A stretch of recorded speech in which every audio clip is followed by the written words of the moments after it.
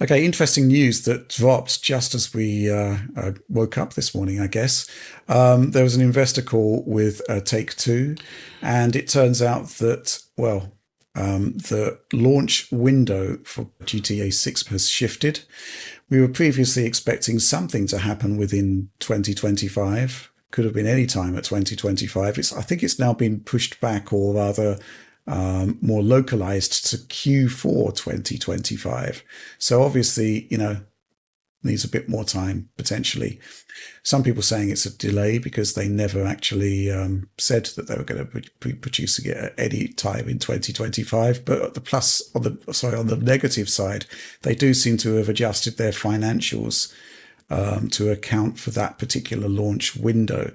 Oliver, thoughts? Yeah, my first thought is that people will be clearing out that release window like the plague. It actually reminds me a bit of late 2013 when we had GTA 5, Battlefield 4, and Call of Duty Modern Warfare 3. Here we have GTA 6, a new Battlefield, and of course, in annual fashion, a new Call of Duty. So I think that's a pretty exciting holiday season, personally, and I do think people will probably try to be avoiding it. As to whether it's a delay or not, I don't know. There were some reports that Rockstar's internal target was maybe earlier in the year, maybe spring. But the reporting at that time seemed like, that's the target. But internally, they're like, we're not. It's not going to be achieved, or it's unlikely to be achieved. So I think late 2025 is perfectly reasonable, and I think certainly what we saw in that initial trailer, I'm very excited for what they end up doing with it. Even if it is a bit more of a wait than maybe it was initially targeted. Just a little bit more time. Yeah, I guess, there's just so much going on behind the scenes that you never really have visibility on. I'd love to know what shape the game's in at the moment, but you just never know. I guess we'll get another trailer at some point. Any reactions, John? Just that my personal expectation is that we're going to get closer to the end of 2025 and it's going to get delayed and it's going to come out in the spring of 2026. That's going to very definitely happen. Yeah. I mean, first of all, Rockstar usually does seem to launch these in the spring anyway, and we've seen this kind of thing before, and I just feel like it seems very likely that, maybe they'll hit the target, but I have a feeling it's going to get delayed again. They do have a pattern of late delays, like with Red Dead Redemption 2, and also with GTA 4, I believe. There were some late delays by 6 months or so. That's what I'm expecting. Yeah, interesting stuff. I guess this puts paid to the rumor that PlayStation 5 Pro was going to be the GTA 6 machine.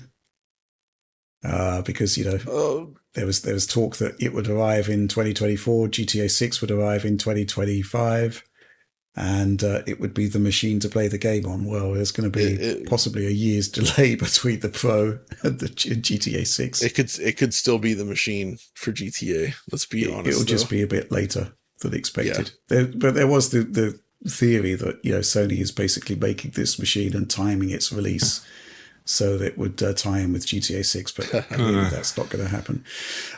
We also have news that Dan Houser, who obviously was the mastermind behind prior GTA games, his company Absurd Ventures, he is indeed going to be planning to make an open world action adventure game. And I've got an interesting question here from Alan, the legendary Alan. Hi DF team, Rockstar co-founder Dan Houser's Absurd Ventures has revealed they're working on an open world action adventure game. Late last year, Rockstar veterans Laszlo Jones and Michael Unsworth joined the team. Is a GTA killer on the horizon? I guess you just can't say, can you? The amount of money that's required to make that level of experience, though, to kill GTA. I mean, how much money could be sourced by a new firm? I don't know about that. It's difficult to say, isn't it? Mm-hmm. And, when is it going to come out? I think there's certainly room for more than one GTA style game simply because they take so many years to produce. Yeah. I don't 2030, I see. Yeah, absolutely. I don't think Dan Houser's game is going to be arriving anytime soon. So, yeah. As to whether it kills GTA, who knows? The amount of money and time is really daunting. Yeah. You'd almost think, well, what's a modern day Saints Row? What would that look like? Obviously, we had a Saints Row title. Like Saints Row. Yeah, last year that did not work out so well.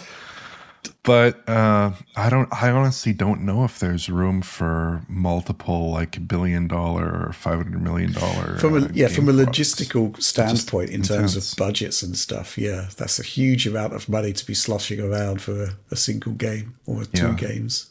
It's really daunting. I mean, other kinds of titles are more achievable within a framework like this, but like a title that could genuinely compete with GTA 6 on a feature for feature, I mean, it would be insanity. Mm-hmm. We've seen GTA adjacent people spin off before, such as with Crackdown. So, it's not impossible to find something that sort of fits that catches attention and becomes a success. Yeah, but I'd expect it to be very difficult to actually compete with GTA. I'd love to see a new Crackdown. Go back to the series roots. I like Crackdown 3, the single player. Mm-hmm. Everybody hated that game, but I thought I actually finished it, which is rare for this big open world games. And I actually really liked it. It was fun. Yeah, but you know what I'm saying. Underrated. Right? It's not a series that should be sunsetted for sure. No, exactly. There's a lot of potential there. Mm-hmm.